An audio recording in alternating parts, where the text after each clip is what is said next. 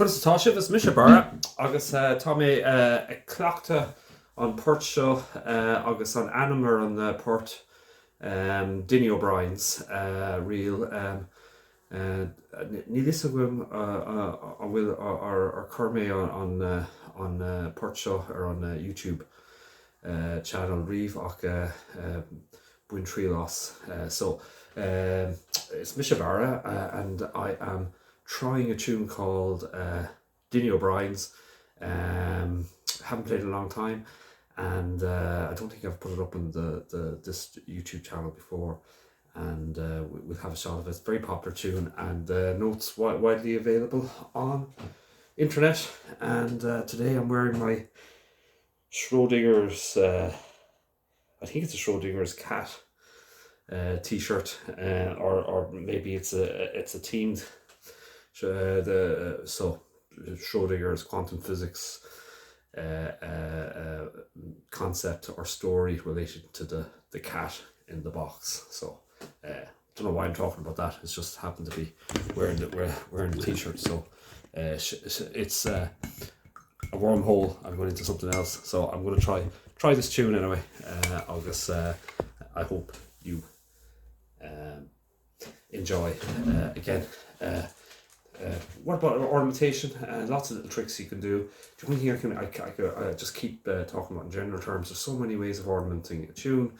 There's so many great players on the internet.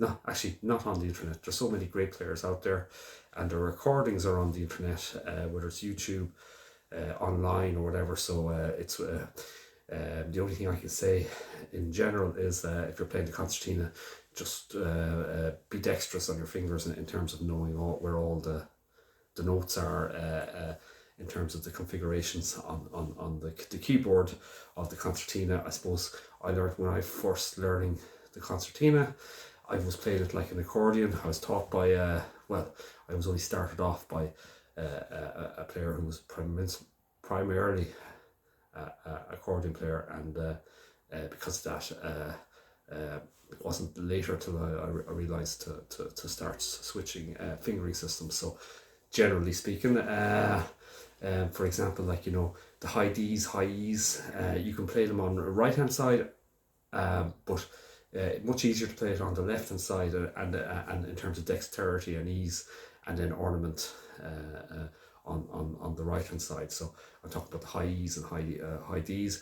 But you can also play it in the middle, and it sounds a lovely style and different. But just if you want to build up your technical ability to play more difficult tunes, and my technical ability isn't the best. There's wonderful young players out there who are just amazing and can play anything on it. But like, if you want to develop that type of style, definitely have the dexterity in your fingers and be use the notes all over the concertina. So I'm talking about, like, there's 3 A's, so you have A on the inside, which I use from time to time. There's also the middle A, which is the one that normally players use, and then you've also got an A on the press, which is handy, and it's just in terms of tunes, be able to use them when appropriately. So that's just a general thing on that. Generally speaking, the ornaments that are used, it would be like grace notes. So there's loads of different examples of a grace note. So on a D, D-A-D, on A, A-B-A. There's loads of them, B's. And the trick is to try and keep them as subtle as possible in the tune. I'm just giving you examples on it, and look, that's it. There's loads they're like that. Then you've got kind of crans, like the common one is it's a kind of a bastardized. Well, I shouldn't use that word, bastardization, but kind of I have used it, but it's kind of like a configuration of what a cran is. Or trying to copy it on the pipes, but it's modified on the concertina. It's like, so for a D, it's D.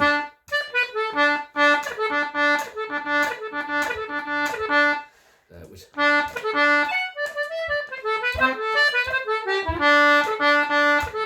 so it's something like that. D, high D, B, A, D. So they're just examples of ornamentation. Anyway, we're going to play the tune really, really slowly.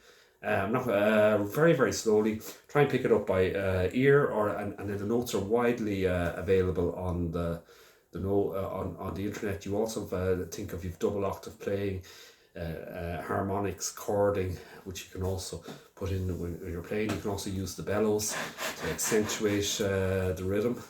You can lengthen notes. When I say spaces, I have an interest in physics, and I often read a lot on physics, and I love physics, and I remember one particular concertina teacher talking about almost like the wave of sound waves are basically like, you know, the concept that there's a high part in the wave and then a low part, and basically, like, if you put that into a tune, you know, you've got high parts of the tune which are exciting, and then you try and modify it with a kind of a choir part. So there's loads you can do with music. And of course that means you can try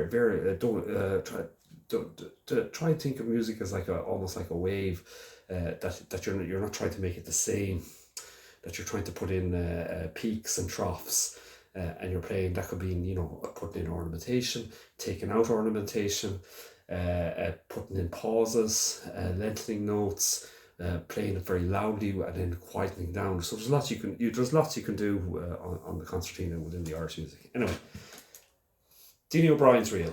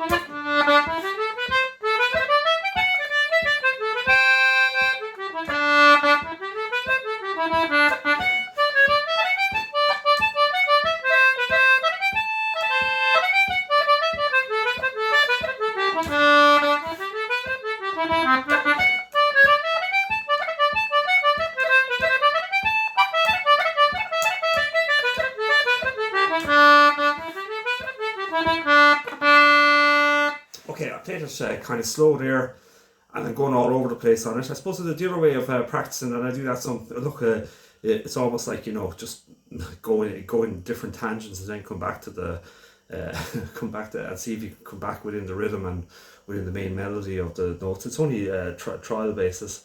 for developing ornamentation. Obviously, if you're playing, you try and play it as straight as possible and vary it, but you can mess around with it. What I do, just for fun, and change it. Now I'm going to play it very, very slowly again.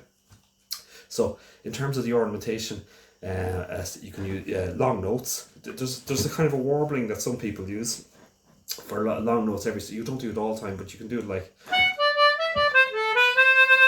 So it's almost like you're vibrating the bellows in the center.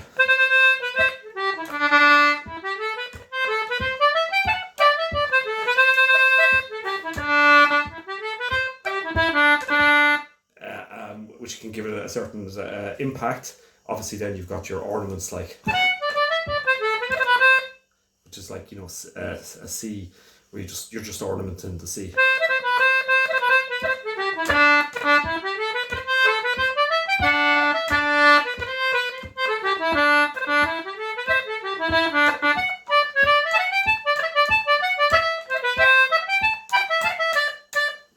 That kind of playing. Also, you can use the bellows.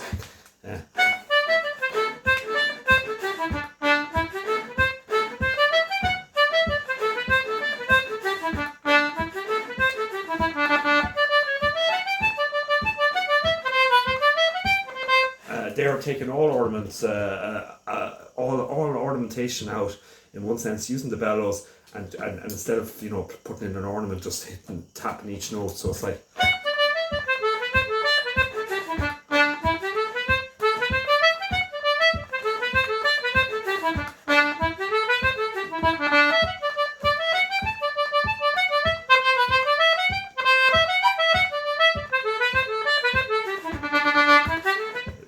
Kind of a warble as well. You can put it in, and that's taken all the normal type of grace notes, all that other stuff coming in and playing. So I'm just saying, in terms of that, there's lots of different techniques you can use to bear, and at the end of the day, you're just variating the playing, and it creates interest for yourself as you're learning, in terms of, like, you know, you're putting in different stuff. So that's. Now I'm going to slow really down and just play it very, very bit. I think I'm actually playing too fast, even when I say I'm playing slow. So I'm going to try very slowly now.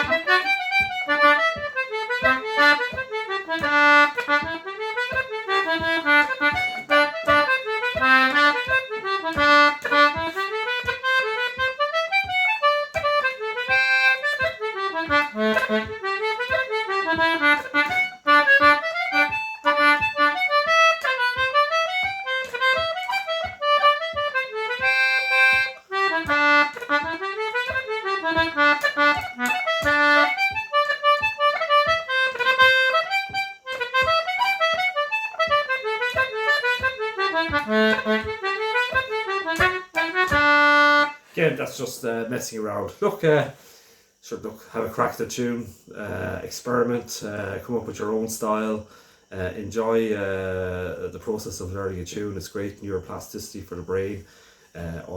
Music is just fabulous for the brain, and good for connection as well. So, Dinny O'Brien's real, and I hope you enjoyed. Shin well.